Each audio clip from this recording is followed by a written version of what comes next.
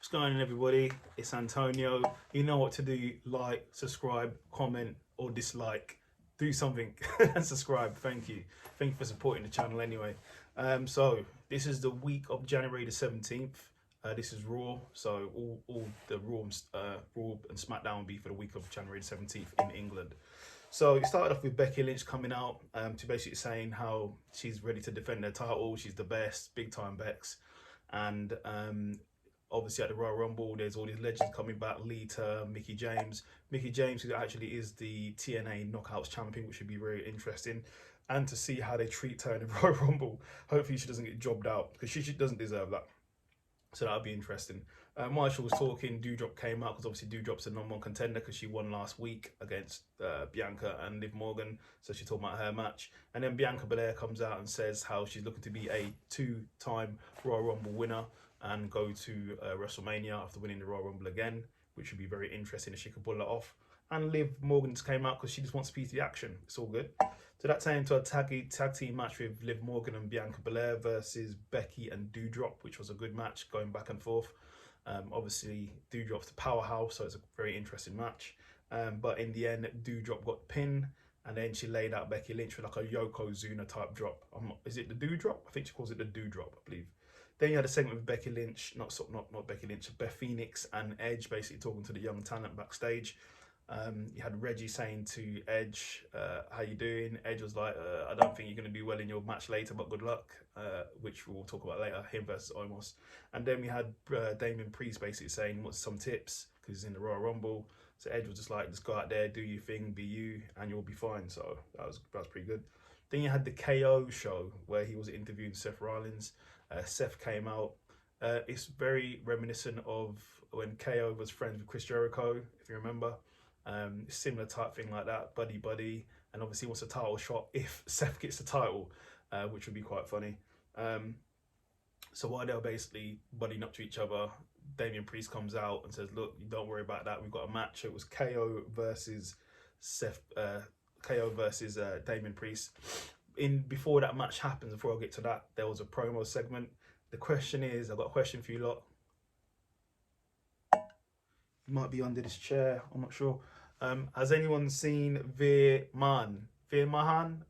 I don't know how to pronounce his name, he's not even on the show. So Veer Mahan, I think he's got lost. He was part of Jinder Mahal's stable. I think he's got lost in a bus, train, tram, aeroplane. I don't know, took the wrong turn in somewhere. I don't know where he is. Maybe he turns up at Royal Rumble, potentially. So that was that anyway. So then you had Damon versus KO, Kevin Owens, which was actually a good match. Damon was sort of obviously back and forth, and Damon turned crazy, started winning the match. I think Damon was closing in for the victory, and then KO fakes an injury, and then the doctors and the trainer comes and looks at KO. KO turns around and gives Damon a stunner and wins the match. So that's the first loss I've seen with Damon in a while. He hasn't lost in a while, so that was quite impressive for KO. Then the Alpha Academy presentation starts, because obviously they're the new tag team champions. So they're out there in their sort of graduation hat and overalls and stuff like that. While they was having their sort of graduation party, Riddle comes out and starts talking about his graduation stuff, and he's going off on a tangent when a RKO happens from nowhere on Gable, and then the whole thing breaks down. Then the next thing we saw was Austin Theory and Vince McMahon basically having a chat, and Vince saying, you better beat Finn Balor tonight, or he's going to beat him up, basically. So that was that. So then you had Finn Balor versus Austin Theory, and then it was actually a good match, pretty decent, solid match.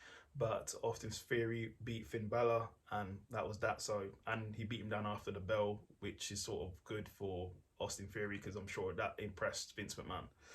Then the next bit was Nikki versus Rio Ripley. There was a promo segment where Nikki was basically saying Rio Ripley was a bad tag team partner. She left her high and dry, so she deserves everything she gets. So then it was Nikki versus Rio Ripley, and the match got underway. Halfway through the match, then the women's tag team champions came out. Nikki assaulted Rhea, and then it just didn't finish. It was a DQ. Then we have Omos versus Reggie, which was a squash match.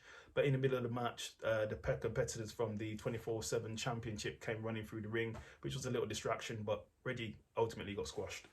Then we had Maurice and Beth Phoenix going back and forth, having a segment, sort of driving at each other back and forth. which ended in Maurice hitting Beth Phoenix with a bag, which turned out there's a brick inside the bag. Ouch. Then we had the Street Profits and Mysterios versus the Dirty Dogs and Apollo and Commander Aziz. That's actually a pretty good match. Obviously, Street Profits and Mysterios have good matches anyway, so it was a solid match. So does the Dirty Dogs, so it was actually a good back and forth match. But the winners were the Street Profits. Then we had a hype video. So it was Lashley and Brock Lesnar hype video where we saw like their both careers coincided, shown side by side. Obviously, so Lashley's obviously I think he is still the youngest WWE champion. He left there, he went on to dominate in WWE, then he went to UFC, became the UFC champion, then he came back and dominated and became the Universal Champion. Then they showed Lashley, who obviously got a gold medal in the military wrestling championship, came back, became ECW champion, then left to go to do some mixed martial arts, dominated there, then he came back, two-time Intercontinental, two-time United States champion, and then became WWE champion. So that's a really good resume. So he just needs the tag team championships, which will be interesting.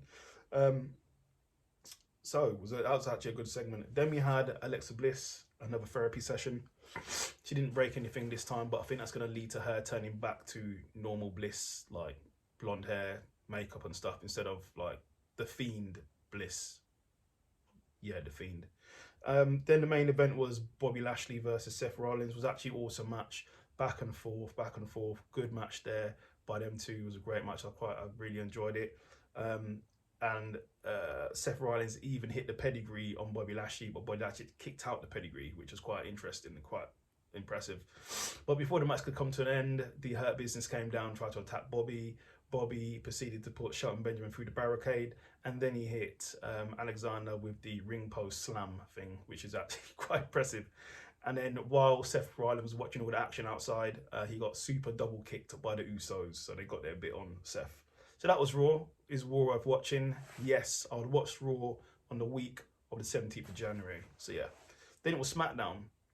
So the Usos came out celebrating the fact that Roman Reigns has now held the title for 508 days, which is longer than Brock Lesnar. I think Brock Lesnar was 502. So they was celebrating that. Then obviously Roman Reigns, the head of the table, the tribal chief, comes out, pyro and all, is about to start talking, and Seth Rollins comes out saying, yep, I want that ass, and how Roman's never beaten Seth, so it's going to be interesting. And while he was talking, he offered a ultimatum to Roman Reigns, said, look, if I beat your team today, if I win, then they can't interfere at Royal Rumble. But then Roman goes, no, if we win, you don't get a match against me at Royal Rumble, and he can go on vacation. But obviously, if he wins against Usos, then he can get what he wants. But he had to find a tag team partner.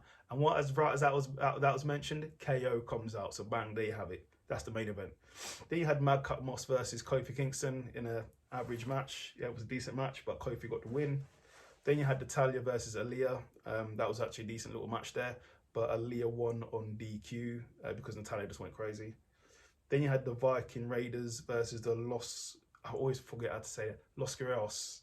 Is it Los Rios? I believe it's Los Rios. My bad. Yeah, it was a good match, good back and forth match. Quite enjoyed it. But the Viking Raiders won that. Then you had Nikki, you had Nomi versus Charlotte Flair in a one-on-one match with Sonya Deville as the special guest referee. No surprises there that Naomi lost the match. Obviously, she got screwed. Same thing as sort of the Montreal screw job. She got into a submission and she just rang the bell. Yeah. Then it was Sami Zayn. He was pretending to shock himself and do all these stunts in the insane moment, but then actual Johnny Knoxville comes out and then goes, hey, your shocker is not on. So he actually tased him and then he fell down, which was quite interesting. Eric Bischoff was there promoting leadership in the backstage when they were making decisions. But yeah, Mr. Pierce and Sonya were making decisions, and then Mr. Pierce says to Sonya, you're going to be a match with Nomi next week. That's that. And then Eric Bischoff was impressed by his leadership. So, okay.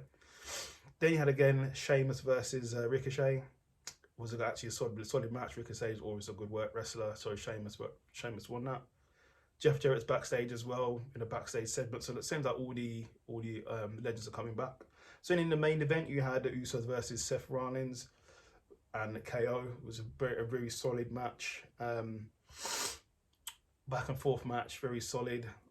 Obviously Seth's awesome, KO's awesome. Usos are the best tag team if you ask me, and the RKO, but Usos are awesome.